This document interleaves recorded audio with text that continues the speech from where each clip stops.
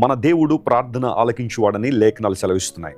యేసుక్రీస్తు ప్రభు నామం పేరిట మనం చేస్తున్న ప్రతి ప్రార్థన దేవుడు అంగీకరించి తన కృపా సింహాసనం నుండి ఆయన మనకు సమాధానాలు ఇస్తున్నారు. నేటికి మనం సజీవుల లెక్కలో ఉన్నామంటే అది కేవలం దేవుని కృప మాత్రమే. మన శక్తి, మన జ్ఞానం, మన బలం ఏది కాదు, కానీ దేవుని యొక్క అనిర్వచనీయమైన కృప ద్వారా మాత్రమే మనం సజీవులుగా ఉన్నాం. ఈరోజు మనం జూలై మాసంలోనికి అడుగు పెడుతున్నాం. మరొక నూతన మాసములోనికి, నెలలోనికి ప్రభు మనల్ని నడిపిస్తున్నారు. గతించిన 6 నెలలు దేవుని రెక్కల నీడలో మనం భద్రపరచబడ్డాం. మహోన్నతుని నీడలో మనం దాచిపడ్డాం కాబట్టే సజీవుల లెక్కలో ఉండి ఆయన ఆరాధించగలుగుతున్నాం. ఈ 6 నెలల్లో చాలామంది బహుశా గతించిపోయి ఉండొచ్చు.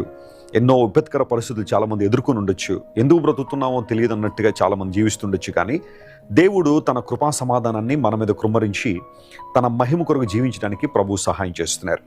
ఈ జూలై మాసంలో అడుగు పెడుతున్న మనందరం కూడా ప్రభు కృపా సింహాసనం వైపు చూద్దాం.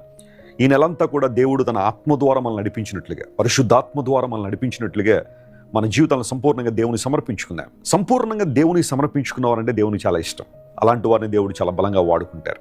ఈ నెలలో దేవుడు మీ అందరి జీవితాల్లో అద్భుతాలు చేయాలని, ఈ జూలై నెల ఆశీర్వాద నెలగా ఉండాలని మనస్ఫూర్తిగా నేను కోరుతున్నాను. అదే సమయంలో మీరందరూ కూడా ఆత్మలో వర్ధిల్లునట్లుగా, స్పిరిచువల్ లైఫ్లో ఒక పటిష్టమైన స్థానానికి వచ్చి ప్రభు రాజ్య విస్తరణలో మీరు వాడబడాలని మనస్ఫూర్తిగా నేను ఆశిస్తున్నాను.